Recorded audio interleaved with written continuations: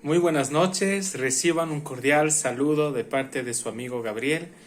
Hoy en esta noche que llevamos 28 de octubre del año 2021. Qué increíble es Dios, como Él ha permitido que hoy en día estemos delante de Él, de pie, y es por su misericordia, es por su gracia, por su gran amor que ha tenido para con nosotros, queridos amigos.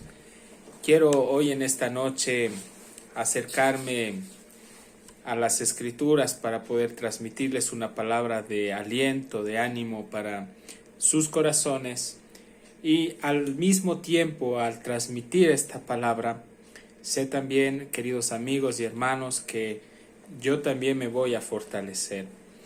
La palabra de Dios es viva y cuando nosotros tenemos contacto con ella, queridos amigos, nuestro corazón empieza a ser animado cuando estamos atravesando momentos difíciles o cuando estamos pasando pruebas en diferentes áreas. Al tener nuestro corazón contacto con la palabra, pues sentimos que la palabra es como un bálsamo al dolor. La palabra es ese consuelo que necesitamos en medio de las dificultades. La palabra es como ese bastón de apoyo cuando estamos cansados. Es como ese motor que nos impulsa a avanzar y a seguir. Queridos amigos y hermanos, quiero que me acompañen en sus Biblias a la primera carta de Timoteo, capítulo 1. Vamos a dar lectura desde el verso 12 en adelante. Y al empezar a dar lectura en estos versos, bueno, antes de ello hay un título aquí que dice el ministerio de Pablo. Bueno, creo que muchos se han familiarizado con el apóstol Pablo, hemos escuchado quién fue este siervo de Dios.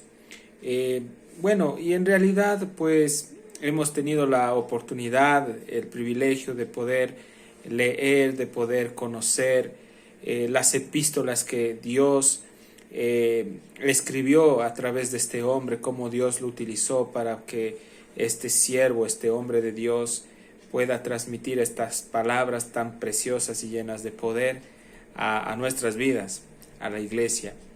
Y cuando vamos a primera de Timoteo, capítulo 1, vamos a dar lectura en el nombre del Padre, del Hijo y del Santo Espíritu.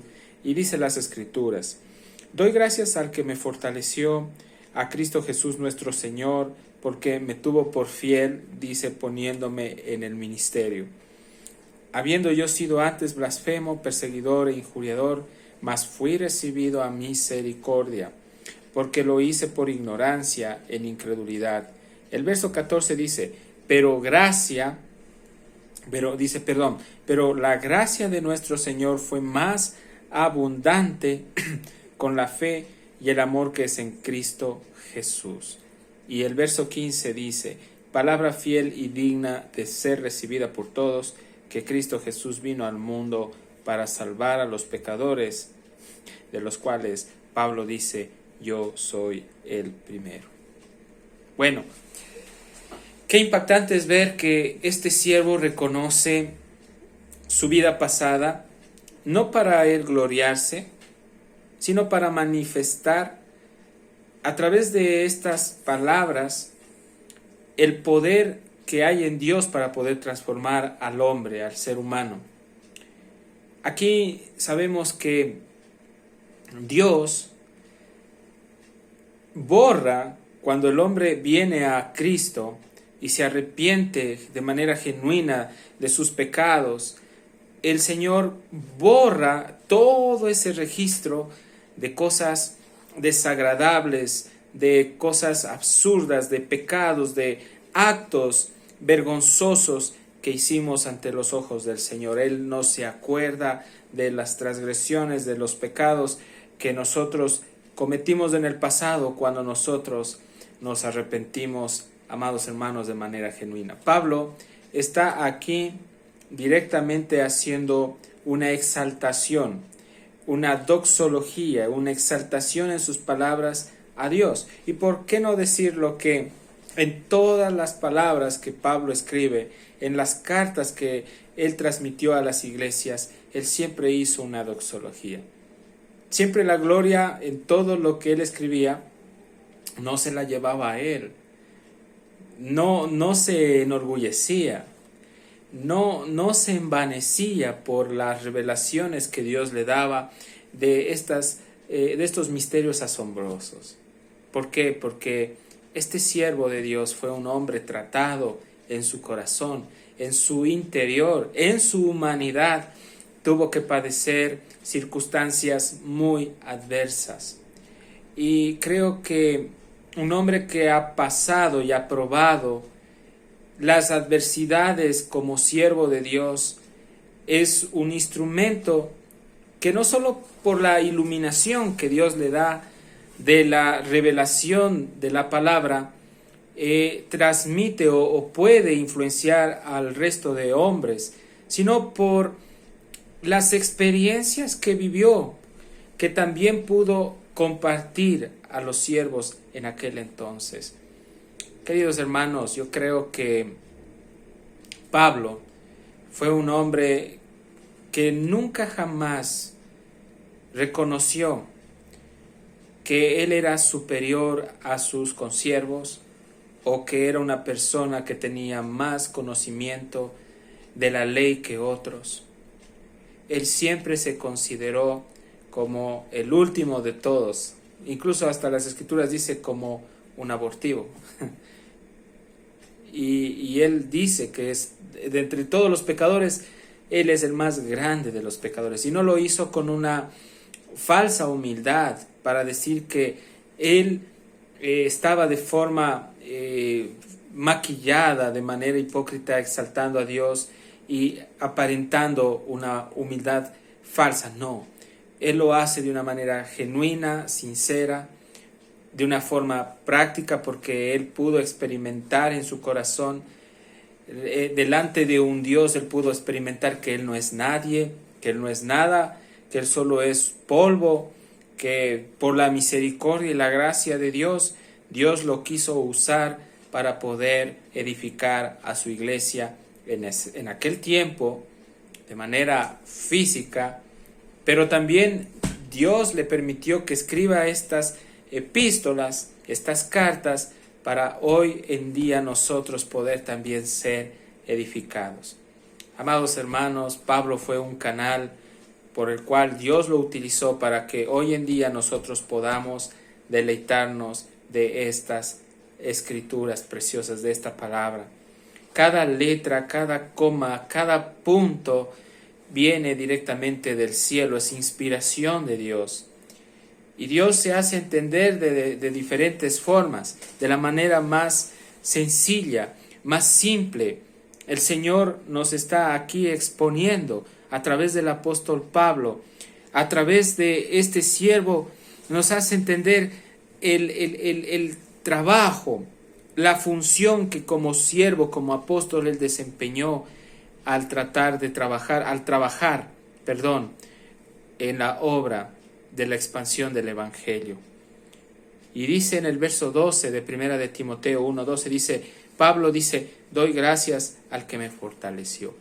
Entonces, Pablo reconoce que él no puede proseguir por su propia cuenta en el servicio a Dios. Hoy nosotros también podemos decir, yo no puedo humanamente tener esa carga, esa responsabilidad y tratar de sobrellevar solo en adelante una iglesia o un grupo de hermanos, o querer tratar de servir en el área donde estemos, ya sea para los siervos que están a tiempo completo en las congregaciones, para nosotros como hermanos en las diferentes áreas donde estamos trabajando. Pero siempre debemos reconocer como este siervo que quien tiene el poder para fortalecernos, para levantarnos, es Dios, mis queridos amigos. Entonces, creo yo, cuando dice al que me fortaleció, esta fortaleza es una fortaleza sobrenatural, es algo que viene del cielo, es algo espiritual, y solo los que nos apegamos a Dios de manera genuina, los que buscamos su ayuda, vamos a ser fortalecidos por Él.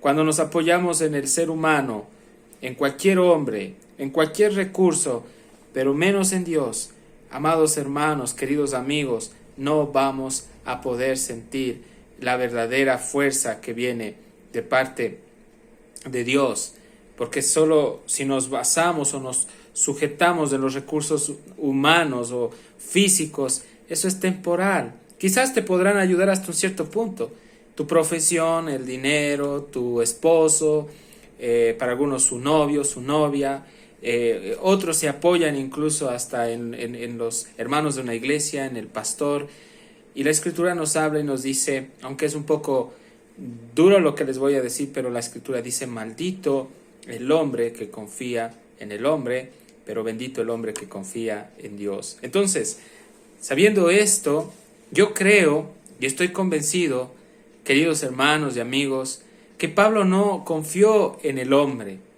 sino que él confió plenamente en aquel que le había enviado a este ministerio. ¿Y quién es esta persona? Jesucristo, nuestro Señor. Por eso él reconoce que solo de la fuente que es Jesús viene el poder para ser fortalecido. Fortalecido. Esta palabra fortaleció o fortalecer es también la misma palabra que hay un sinónimo que también implica directamente el ser animado. Doy gracias al que me animó, a Jesucristo nuestro Señor. Qué precioso saber que Cristo nos anima, saber que Cristo nos fortalece, que Él nos da de su aliento en medio de la adversidad, de las dificultades. Somos seres humanos que estamos en un cuerpo de carne y de huesos y nos cansamos y nos debilitamos, pero Él estaba pidiendo fuerzas, no para satisfacer sus necesidades personales. Él estaba pidiendo fuerzas también, queridos hermanos, para el ministerio. El propósito de Pablo era cumplir el ministerio del Señor. ¿Y cuál era el ministerio? Predicar el Evangelio. Él sabía, Pablo, hacia dónde tenía que llevar. Él estaba, como se dice, tenía clara la película. Él sabía a la meta, a qué meta tenía que llegar. Y no desistió. Pero para poder avanzar en este ministerio, en este trabajo como siervo, él sabía que no podía depender de ningún hombre, ni incluso de él, sino única y exclusivamente de nuestro amado Señor Jesucristo. Dice que lo tuvo él por fiel, poniéndolo en el ministerio. ¿Sabe que Pablo no era un hombre que solo hablaba la palabra de Dios, sino también un hombre que practicaba la palabra de Dios, un hombre que vivía el Evangelio? Y la fe de él no fue solo una fe intelectual, basada solo en transmitir letras y palabras, sino fue una fe práctica, viva, por la cual muchos de los hermanos de las congregaciones o de las iglesias locales en diferentes ciudades por las cuales él recorría o regiones, se daban cuenta que este hombre no era un charlón, ¿sí?, sino era un hombre prácticamente que practicaba y vivía la Escritura, queridos hermanos, queridos amigos. Es fascinante ver esto. Entonces, hay otro pasaje de las Escrituras que el apóstol Juan en las epístolas dice: amados, no tengo yo mayor gozo que el oír que mis hijos andan en la verdad. Esta palabra andar es acción. En otras palabras dice Juan: yo me gozo de ver que mis hijos practican, viven, están en acción, aplicando la palabra de Dios en sus vidas. Entonces les comparto algo. El verdadero vivir cristiano es un vivir práctico, de tratar de obedecer a Dios y para poder obedecer a Dios, para poder ser fiel en el ministerio que Él nos ha encargado. Porque yo sé que todos los hijos de Dios tenemos un ministerio. Tenemos un ministerio y debemos pedir a Dios que nos lleve a descubrir cuál es.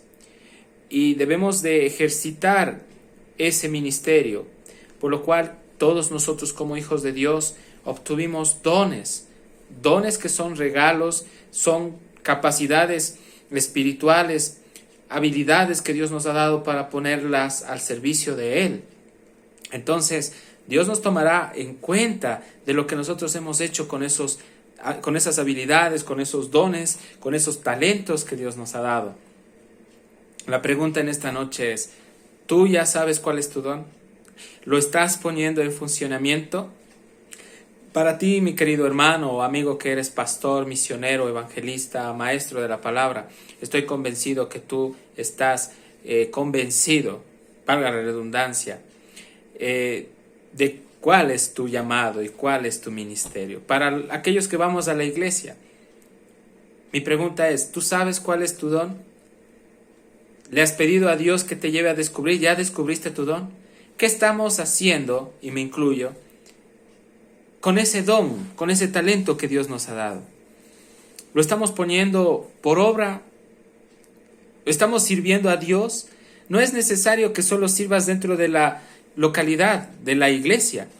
Sabes que la necesidad está afuera, en tu trabajo, en el barrio, en el local donde tú vendes tus productos, como profesional, ya sea como médico, ingeniero, arquitecto, abogado, en tus oficinas o en tus empresas, en el lugar donde ¿estás poniendo en funcionamiento ese don?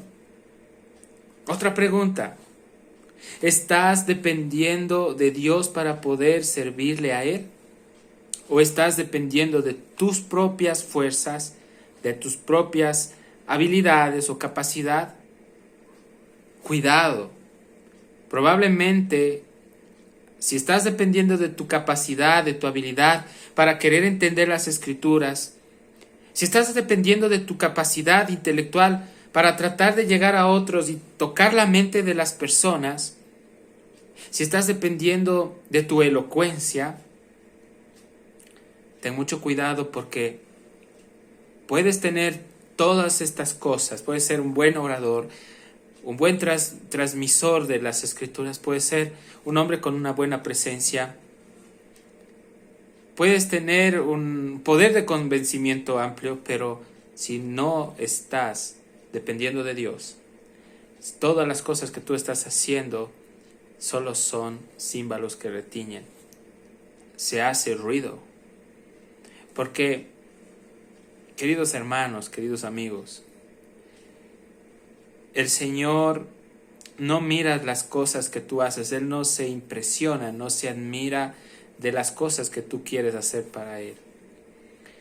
El Señor se agrada y admira un corazón fiel, un corazón que quiere agradarle a Él, un corazón que quiere vivir en obediencia a Él. Eso es lo que a Dios le agrada.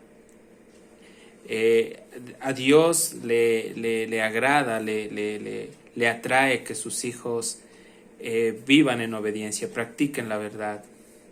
Como Juan en su madurez, después de que salió de la isla de Patmos, escribió estas cartas a la iglesia en Éfeso ya cuando era anciano, maduro, y les dice, no tengo yo mayor gozo que este. Imagínese el gozo que tenía Juan, ese gozo que Dios quiere transmitirte a ti también, porque cuando nosotros vivimos el Evangelio, queridos hermanos, empezamos a experimentar el gozo. Esto es algo que no tiene nada que ver con las circunstancias que estemos viviendo, sea que estemos bien económicamente o no, sea que tengas los recursos necesarios o quizás estés apretado, sea que estés sano o quizás tal vez estés pasando una enfermedad, sea que tal vez hayan pasado situaciones difíciles, pero el gozo de Dios, ese gozo no tiene nada que ver con las circunstancias que te están rodeando. Y podría decir que ese gozo está unido también con la paz. Dice el Señor, mi paz yo les dejo, mi paz yo les doy, pero yo no les doy mi paz como el mundo la quiere dar. En el mundo no hay paz. En el mundo solo es una apariencia de tranquilidad, una apariencia de confort, una apariencia de bienestar cuando todas las cosas te están saliendo bien, pero cuando te salen las cosas mal, te desesperas, sufres. ¿Por qué? ¿Por qué? Porque no estás dependiendo de Dios. Estás dependiendo de tu capacidad. Estás dependiendo de tus recursos para tratar de solucionar tus problemas. Estás dependiendo de tus amigos. Y lamentablemente muchos no son creyentes. Amigas. Y lamentablemente no son cristianos. Estás dependiendo de tu novio o tu novia. Y quizás lamentablemente ellos no sean creyentes. ¿Por qué es la importancia de que te relaciones con personas que tienen temor de Dios? Porque estas personas te van a dar consejos sabios. Cuando te vean, te vean caído, te vean derrotado, te vean que sin ganas de seguir adelante, Dios los usa y te van a dar una palabra de ánimo. Obvio, ellos van a usar la palabra de Dios para animarte. Y no va a ser una amistad hipócrita, sino va a ser de manera sincera, porque en ellos está el amor de Dios. En el mundo no hay una paz genuina, no hay un gozo genuino. Todo gira en torno a las cosas, a las circunstancias. Pero Dios te da un gozo permanente. Es una prueba, el gozo que nos da Dios en este mundo cuando vivimos en obediencia, solo es una pequeña manifestación del gozo que vamos a experimentar en la eternidad con Él. Pero Pablo tenía este gozo, porque practicaba la verdad, porque él dependía directamente del Señor, así como el apóstol Juan, el apóstol Pablo. Bueno, hoy he citado también Juan, lo que él escribió, pero también Pablo. Y él dice, Pablo dice, volviendo a 1 Timoteo 1:12, dice, yo le doy gracias al que me fortaleció, al que me animó. ¿Quién es el único que tiene poder para animarnos? Solo Cristo Jesús nuestro Señor. Porque aquí habla ya del aspecto ministerial de él, obvio, porque fue un siervo, un apóstol de Dios, un esclavo de Cristo, y dice, me tuvo por fiel en el ministerio. Qué importante es la fidelidad. Por eso les decía que Dios no mira las cosas que nosotros hagamos, sino Él mira nuestro corazón, la fidelidad que nosotros tengamos hacia Él, hacia el obedecer su palabra. Eso es lo que más le interesa al Señor. Dios no está preocupado por llenar coliseos, iglesias con miles de personas. Él lo que quiere es que esas personas vivan en santidad y en fidelidad a Él. Alguien decía, Dios no quiere cantidad, sino quiere calidad.